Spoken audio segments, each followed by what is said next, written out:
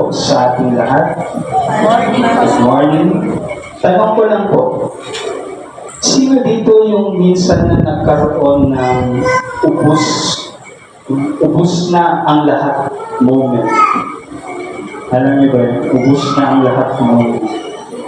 Hindi yan ubus na. Ubus na ang lahat moment.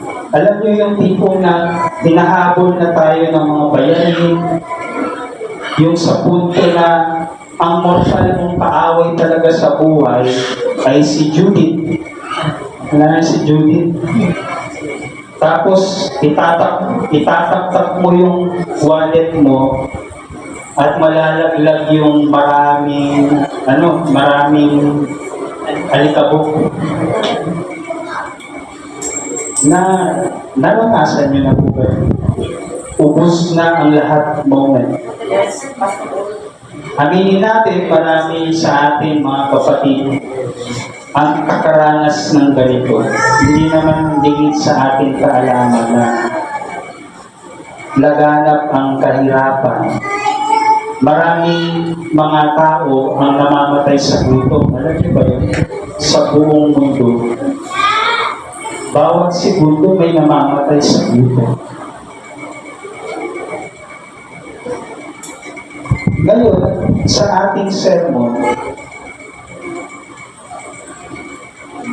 kilalanin natin ang isang babae sa Biblia na naranasan na yung mga pangyayaring ito. Isang balo mula sa Zarephath, isang lugar sa rehiyon ng Sidon na magbibigay sa atin ng halimbawa ng pananampalataya kahit nasa kalagitnaan ng matinding paghihirap. At tignan natin kung paano ito matutugma sa ating pinagdiriwang ngayon ng edukasyon, theological education, lalo na dito sa ating bansa, sa Pilipinas. Ang ating text ay mula sa unang mga hari, 1 Kings chapter 17 verses 8 to 16. Kung meron kayong Biblia sa inyong mga cellphone, kasi high-tech na tayo ngayon, hindi na malalaking Bible ang Biblia natin. Nasa phone, pwede nyo buksan, basahin itong teksto din na ito. Ayon sa inyong sariling nais na translation na ganito. Kung babasahin niyo yung mga kapatid, mababasa niyo yung tungkol sa buhay ni Elijah na minsan ay tinawag siya ng Diyos na pumunta doon sa Zarephath. Kaya yung bigyan ko kayo ng konting background sa kwento ng tekstong ito. Si Elijah, kilala niyo si Elijah? Baka meron kayong mga kaibigan, kapatid, kamag-anak, pamangkin, apo na pangalan ay Elijah. Meron kayong kilalang Elijah? Hindi sila ito. Si Elijah yung prophet ng Diyos na nabasa natin sa teksto. Si Elijah ay isang propeta ni Yahweh sa panahon ni Haring Ahab. Si Haring Ahab, siya ang kasalukuyang hari ng Israel. Huwag po kayong malilito, magkaiba po yung hari ng Israel sa hari ng Juda sa panahon na ito. Sapagkat nahati na yung kaharian pagkatapos ng paghahari ni Solomon. Si Haring Ahab yung hari noon, kasalukuyang hari ng Israel. At ang kanyang asawa, si Reyna Jezebel.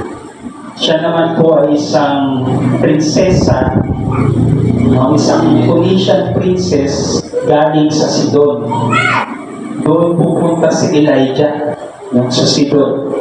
Isang panahon na, yung panahon na iyon ay punong-puno kung saan talamak ang idolatry. Alam niyo naman siguro yung idolatry, yung pagsamba sa ibang Diyos, Diyos-Diyosan. No? Puno ng idolatry. At talagang yung moral degradation ng lipunan noong panahon na yun ay bumabagsak. Hindi na nila alam kung ano yung tama at mali sa paningin ng Diyos. Kasi sumasamba sila doon sa ibang mga Diyos na mayroong ibang values, mayroong ibang set ng moralities. Ang pagsamba kay Baal, ang Diyos ng ulan at fertility, ay naging popular ng mga panahon na yun sa takot nila sa tagtuyot at gutom. Sa panahon ni Elijah, kung saan yung pangalan niya ang nangangahulugan na ang Diyos ko ay si Yahweh. Pag magkaroon kayo ng anak, pangalanan niyo ng Elijah. Ang ibig sabihin nun, ang Diyos ko ay si Yahweh. Sa panahon ni Elijah, matinding taggutom ang nararanasan sa Israel. At halos lahat ng tao nakikipag-agawan sa huling patak ng tubig at piraso ng pagkain. Ganon katindi yung gutom ng mga panahon ngayon. Isang araw ngay, inutusan ng Diyos na pumunta sa Sarepta, sa lupain ng pinanggalingan ni Reyna Jezebel, si Elijah, upang punhan ang isang byuda na magpapakain sa kanya. Kasi masking itong si Propeta Elijah, gutom na rin, wala na rin makain, wala nang mainom. Hinahabol pa siya ng mga kawal ng hari para siya ay patayin, pastangin, sapagkat yung kanyang pangangaral tungkol sa katotohanan sa salita ng Diyos ay nagiging malaking balakid sa kanila. Ayaw nilang marinig. Nasasaktan sila. Nasabi nga natin, truth hurts, di ba? Truth hurts. Sila rin nasaktan. Kaya inutusan siya ng Diyos. Punta ka sa bayan ito, meron akong inutusan dyan ng isang balo, kahit hindi naman alam nung isang balong babae na yun, yung pinagagawa niya. Inutusan ko yan na magpakain sa'yo. Nawawala yung aking microphone.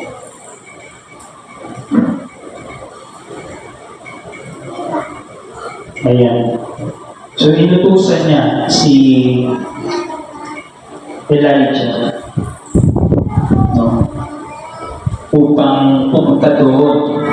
Dito natin makikita ang isang balo na may huling damot ng harina at ilang patak na lang ng langis ang meron sila. Siya ay handa ng maghanda ng huli nilang kakainin ng araw na iyon para sa kanilang mag-ina, no? Meron siyang isang anak. No? Pagkatapos nilang maghanda ng pagkain, kakain sila mag-ina, tapos hihintayin na lamang nila yung kanilang kamatayan dahil sa matinding gutom. Ganun yung kalagayan ng balong iyon nung pinantahan ni Elijah. Grabe. Meron na bang nakaranas sa inyo ng ganito? Na yung laman na lang ng cabinet nyo, ng rep nyo, isang ulam na lang nakakainin nyo. At hindi nyo na alam kung saan nyo kukunin yung susunod na pagkain. At hihintayin nyo na lang pamatay. Meron na ba nakaranas ng ganito? Taas ang kamay. Isa na lang. Isa na lang kakainin. Oo, isa na lang. Tapos hihintayin na lang nila mamatay. Kasi wala na silang makain.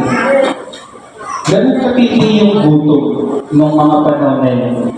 Tapos narito, dumarating pa sa Elijah para mangingi sa kanya ng tubig at papirasong tinapay. Sabi niya, pwede mo makahingi ng tubig. Tapos, hindi pa na kontento, pinapalan pa ng mukha ni Elijah. Sabi niya, dagdagan mo na rin ang kapirasong tinapay.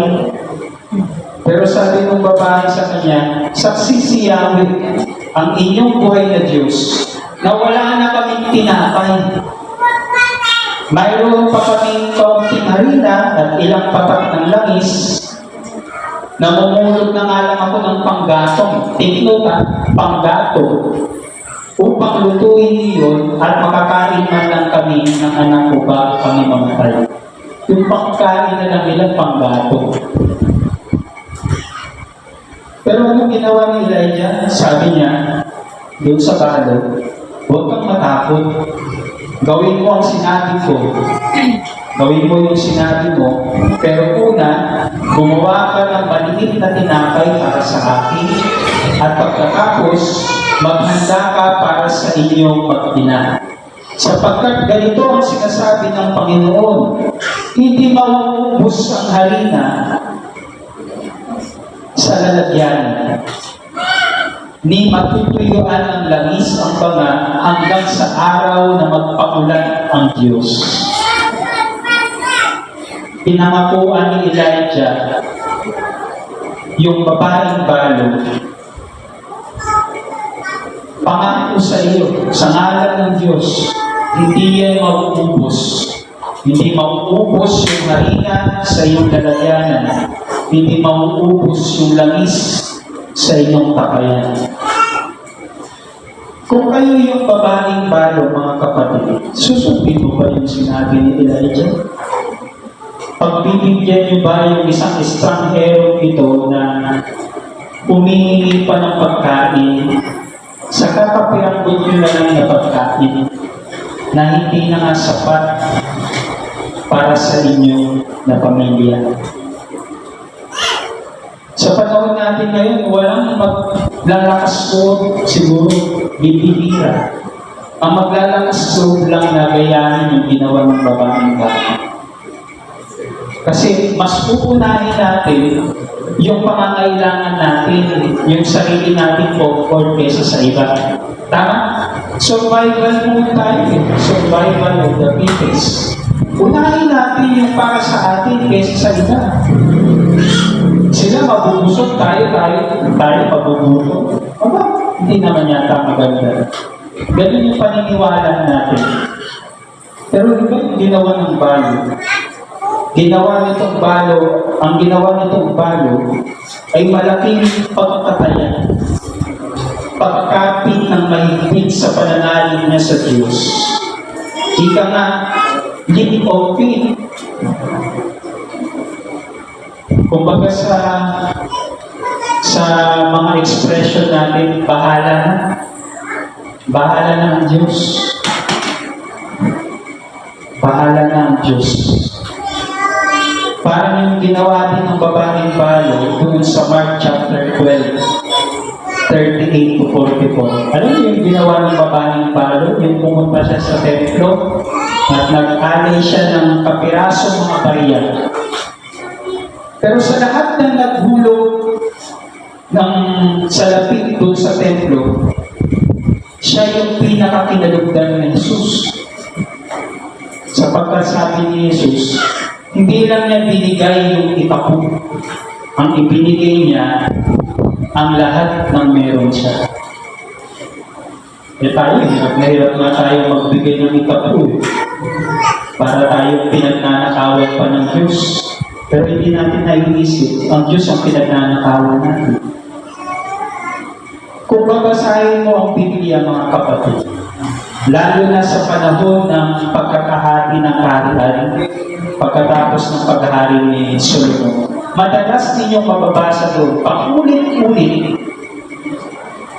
paulit-ulit na nahuhumali ang mga tao sa pagsamba kay Baal. At tumatalikod sila kay Yahweh. Parang kung iisipin, no? Ang tataka naman dito. Sorry sa pero ano ba itong mga tao na hindi nag-iisip? Alam naman nila kung sino yung totoong Diyos. Kung sumasamba din sila dun sa kay Baal, statwa lang naman yun. Si Yahweh, hindi nakikita, pero nararamdaman natin ang pangkilos. Maaaring na yung isipin niya, no? Pero isipin niyo, bakit kaya nangyayari? Tinanong niyo ba yun kung minsan nabasa niyo yung mga talata na yun? Bakit nangyayari na paulit-ulit itong mga tao na ito nahuhulog sa kasalanan, sa pagsamba sa ibang Diyos? Kahit na alam nila kung sino yung totoo at buhay na Diyos. Alam niyo bakit? Alam niyo bakit? Sirit na kayo. Opo. Sapagkat si Baal, itinuturing ng mga Canaanites na God of fertility, God of rain, God of agriculture. Sa lupain na kung saan ang pinakapangunahing kabuhayan ay agrikultura, talagang matitentong sumamba doon sa ganong klaseng Diyos. Eh yung mga Israelita, hindi naman yan magsasaka talaga. Lumaki sila sa Ehipto na ang trabaho nila, construction. Pinagtatayo sila ng malaking pyramid, pinagagawa sila doon ng kung ano-ano, pinakahirapan. Pagdating nila doon sa Canaanite, ibang klaseng pamumuhay naman yung dinagnan nila. Kaya nga, alam niyo nung nag-espiya sila Joshua, nung panahon ni Moises, pinapunta silang 12 tribe doon. Tapos bumalik yung 12 spies, sabi nila, huwag kayo pumunta doon. Nakakatakot. Mga higanting tao kasi lalaki ng kanilang mga pananim. Eh paano kasi? Magaling silang magtanim. Magsasaka sila eh. E kala nilang mga Israelita, ang dahilan ng mayaman nilang mga sagana ng pag-aani dahil doon sa Diyos nilang si Baal. Samantala, si Yahweh, tinuturing ng karamihan ng panahon ngayon na isang warrior God. Ano mapapanood ng warrior God na yan sa aming panahon? Magbibigay ba siya ng masaganang ani?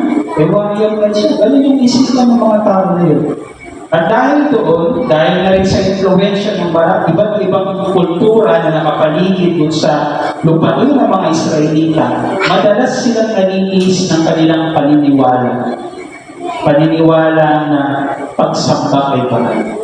Ang mga tao ay naghahanap ng seguridad sa material na pangangailangan at mabilisang solusyon sa kanilang pangangailangan sa buhay. Kaya bumabaling sila kay Baal. Ang dali nilang isuko yung kanilang values, yung kanilang faith sa tunay na Diyos para lamang sa sarili nilang comfort at economic security. Walang pinag-iba ito sa ginawa ni Esau. Kilala niyo yun? Si Esau. Hindi yung pinakaran niyo sa kanto. Nagpitukan ng ano. Si Esau yung panganay na anak ni Isaac. Walang pinag-iba yun sa ginawa niya nung pinagpalit niya yung kanyang birthright sa isang mangkok ng sopas na niluto ni Jacob. Ang dali sa ating bitawan yung ating mga pinapahalagahan sa buhay. Ang dali sa ating bitawan yung ang dali natin i-lay down yung ating defenses sa mga ganitong klaseng sitwasyon. Ang dali sa ating bitawan yung ating moralidad.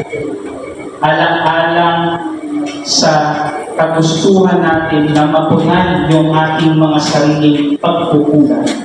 Material man yan, emotional man yan, psychological man yan. Parang ngayon sa atin, ganito. Hindi malayo sa nangyayari sa atin ngayon, yung nangyayari ng unang panahon. Kapag ipit, lahat ng swerte, lahat ng agimat, o aning tatangkilikin natin. Lahat ng mga bagay na pwede natin gawin para lamang matustusan yung ating pangangailangan. Ang dali sa atin na bitawan kung ano man yung kailangan sa church. Kasi ayaw natin maapektuhan yung ating anak buhay, yung ating trabaho, yung pangangailangan ng ating pamilya. Ang balo sa Zarephath ay biktima ng parehong krisis.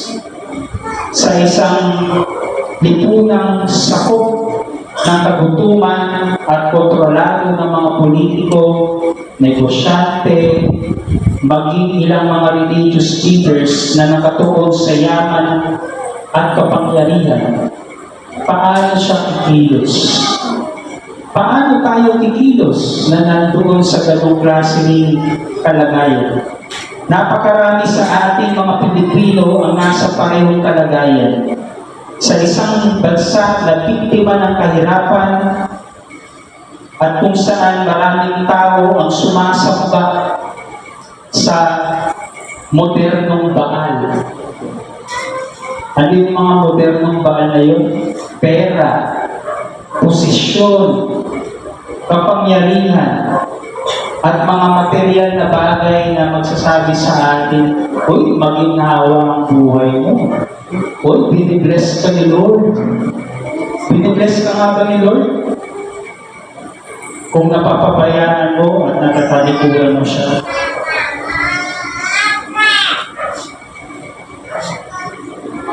Wala tayong, minsan yung mga ganong klaseng tao, parang yung sinasabi natin kumakapit sa patalim. Hindi ba ganun ang katagan natin sa mga nagbibenta ng laman? Eh kung ginagawa natin yan, wala rin tayong pinakaiba sa kanila. Pero lahat yun ay biktima tayo ng mas malaking problema. Isang malaking sistema ang umiiral sa atin para sumunod, mapilitang sumunod sa ganong klaseng kalagayan. Bakit napakahalaga ng kwentong ito sa panahon natin ngayon? Para sa maraming maaaring itanong natin, sino ba ang nagsasakripisyo ng kanyang huling pagkain para sa isang estanghero? Pero tingnan natin, mga kapatid, ang balo ay sumunod kay Elijah. Isa itong action na nagpapakita ng napakalalim na pananampalataya at pagsunod. At dahil dito, nakaranas siya ng himala. Ang harina at langis ay hindi naubos. Kung sinasabi pa ni Ate Guy, walang himala! At sinasabi ni Kuya Germs, walang tulugan! Ang sinasabi nitong babaeng balo, walang ubusan. Hindi nauubos yung harina, hindi nauubos yung langis sa papayan. Kaya paano natin ito iuugnay sa theological education sa Pilipinas, sa ating bansa, na napakaraming hamon ang kinakaharap, maging sa ating mga academic institutions, sa seminary, sa eskwelahan ng teolohiya. May mga limitasyon sa pondo at maraming mga leader ang nagtuturo at nag-aaral kahit kulang sa resources. Pero sa kabila ng lahat ng ito, patuloy ang kanilang paglilingkod at pagtuturo. Sa atin, sa tayong mga ordinaryong mga members ng church, mga lay, di ba madalas, pagpapipiliin tayo kung ano yung gusto natin maging paglaki? Hindi natin pipiliin minsan yung maging lingkod ng Diyos. Tama? Ayaw nyo maging pastor kasi wala namang pera dyan eh. Sino pang yumaman? Meron ibang yumaman pero hindi sa simbahan natin. Ako nun, ayaw ko rin maging pastor. Gusto kong magkaroon ng trabaho na 6 digits ang sahod. Wala namang 6 digits na sahod ng pastor. Minsan na 3 digits na. Maraming bayan pa dito sa atin na sumasahod ang pastor 3 digits. Mantakin lang. bang gugustuhin maglingkod? Pero hindi mapipigilan ng Diyos, mga kapatid. Marahil, ilan sa inyo, isa sa inyo, meron tatawagin ng Diyos. Maging handa kayo sa inyong pananampalataya. Kahit naman. Pero naniniwala din ako, mga kapatid, hindi lahat tinawag ng Diyos para sa formal na theological education. Pero lahat tayo, sabihin nyo lahat. Sabihin mo sa katabi mong ikaw, tinawag kayo ng Diyos para maglingkod. Para maglingkod. Hindi full-time katulad ko na pastor nyo, pero makibahagi sa paglilingkod sa iglesia. Paano kayo makakapaglingkod kung wala kayong alam sa ating pananampalataya, sa ating paniniwala, sa ating ministeryo? Meron tayong tinatawag na formal education at informal education. Narinig niyo na ba yun? Sa theological education, meron din ganun. Pag formal education, doon sa seminary, sa Bible school. Pero informal education, dito sa church, madalas nangyayari. Sa Bible study, sa prayer meeting, at kahit pag Sunday, pag nagsisermon si pastor. Pero marami sa inyo, hindi pinapahalagan ito. Kasi mas kailangan natin yung ibinibigay ng modernong baal.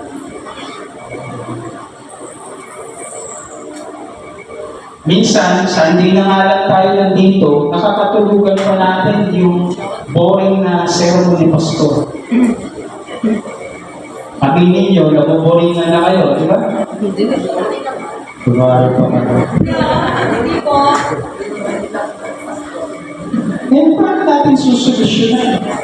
Paano natin papalawigin yung ating pag-iisip? Paano natin ituturo sa ibang mga tao, sa mga kapitbahay natin, sa mga kakilala natin, sa pamilya natin, sa mga kamag-anak natin, na ganito yung nangyayari sa daigdig natin ngayon? Nawawala yung ating morality. Lumiliis yung ating values. Kasi ang sinasamba natin, ibang mga Diyos. At hindi natin sinasamba ang tunay na Diyos na kung saan mas pinapahalagahan ang buhay ng tao. Hindi ang pera. Mas pinapahalagahan ang kapakanan ng lahat kaysa sa sariling kapakanan. Mas pinapahalagahan ang katarungan, ang pag-ibig, kaysa sa anumang bagay. Paano natin mapapalawin yun? Paano natin maibabahagi yun? Kung mismong simpleng bagay na pagtuturo, pag-aaral sa ating simbahan, kakaligtaan pa natin. Mas pinipili ng marami sa atin na yumaman kaysa maglingkod sa Diyos at sa kanyang simbahan. Mas madali nga natin na isasakripisyo ang mga gawain sa church. Alang-alang sa ating trabaho, sa dagdag na kita o malaking kita, side hustles. Pastor, ito ko makaka-attend sa Sunday sa Bible study kasi yan kailangan ko pumakit. Hindi lang niya masabi na kailangan ko kasi ng bagong cellphone. Ang dali sa ating isang tabi, yung pinakamahalaga sa ating buhay pananampalataya. Ang madalas nating tanong ay, bakit mas madaling magtiwala sa mga Diyos na tila nagbibigay ng agarang solusyon? Mga modernong bakal. Sa Pilipinas, kapag wala kang makain, madalas hinahanap natin ang pinaka-praktikal na paraan kahit palumilis sa tamang danas. Minsan, ang bakal sa atin ay ang mga pagsantig sa korupsyon. Mabilis ang kita kahit naman hindi ethical ang pamamaraan. kahit na magsinungaling o pagsasakripisyo ng integridad para sa pansariling kaginawahan. Marami sa atin ganun, nagdadayang para lang kumita ng malaki. Kasi ang pinakamahalaga sa atin, kita, hindi buhay ng tao.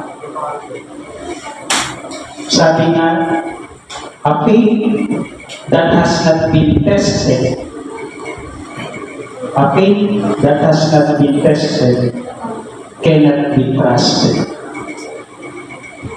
Kaya mga kapatid, ipakita natin na sa kabila ng lahat, ang ating tiwala ay nasa Panginoon na kailan may hindi magbubulang. Ang mensahe sa kwento ng balo na ito ay hindi lamang tungkol sa biyayang makikita sa pagsunod, kundi pati na rin sa pananampalatayang hindi natitinag.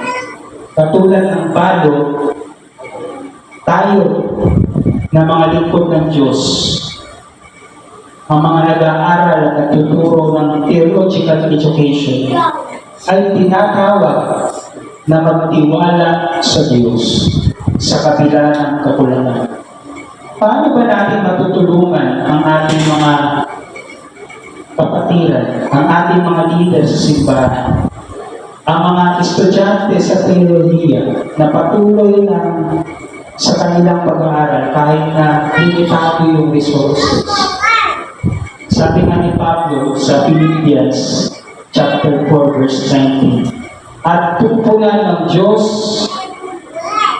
ang bawat pangangailangan ninyo ayon sa kanyang kayamanan at kaluwalhatian kay Kristo Jesus. Anong simpleng paraan na pwede niyong gawin? Magkaloob para sa ministeryo at magtiwala ng lubos sa Diyos. Na hindi ka mawawala, hindi ka mauubusan, hindi ka inaagawan ng Diyos ng iyong pangangailangan, ng iyong lakas, ng iyong panahon. Pupunan niya yan basta magtiwala ka sa Kanya. Basta alamin mo ang Kanyang kalooban.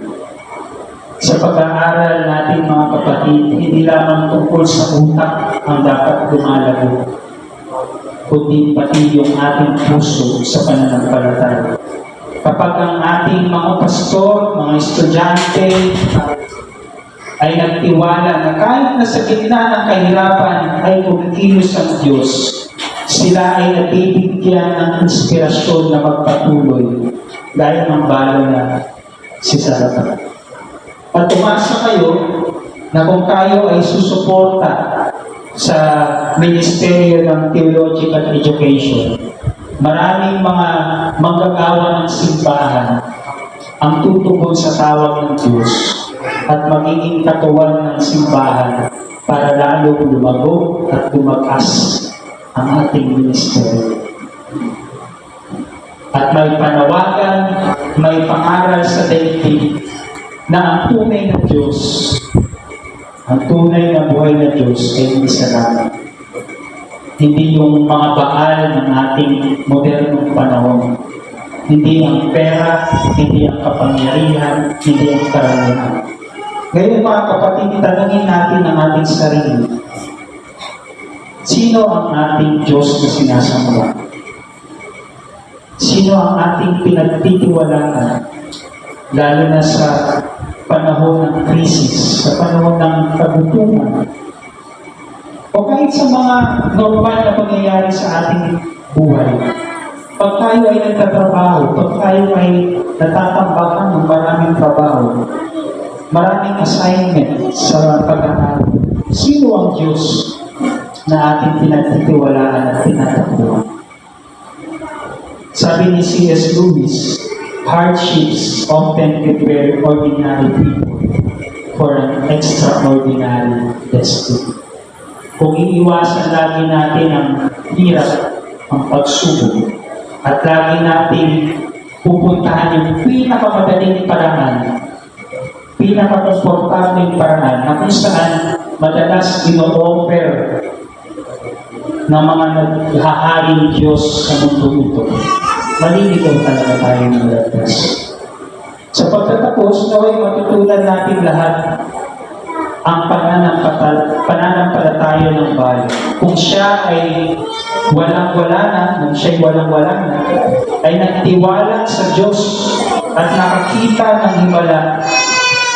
Kung siya ay nagtiwala at nakakita, nakaranas ng himala ng Diyos, kaya rin natin. Pwede rin maranasan natin. At sa atin na mga kaalit ng ating simbahan, suportahan natin ang theological education, formal at informal, para mas lalo tayo maging handa sa pagsisiyasat na nangyayari sa ating mundo pinagano. Upang mas lalong malalim ang ating pananampalataya, upang mas maging malawak ang ating pagpanaw sa buhay, upang hindi tayo maligaw ng landas at maakit tayo na sumamba sa mga Diyos-Diyosan ng mundo. Hindi mga rebuto, pero yung mga pinapahalagaan natin sa buhay na higit pa sa ating Diyos. Mga kapatid, ano man ang kakulangan na ating nararanasan sa Diyos, na tagapagbigay ng lahat, hindi mauubos ang kanyang biyaya, mga kapatid. Hindi mauubos ang harina sa dagat, ni matutuyuan ang lamis sa bango. Huwag tayong mawala ng pag-asa sapagkat mabuti ang Diyos. May awa ang Diyos na patuloy na gumagawa ng mga himala sa ating makabagong panahon. Amen.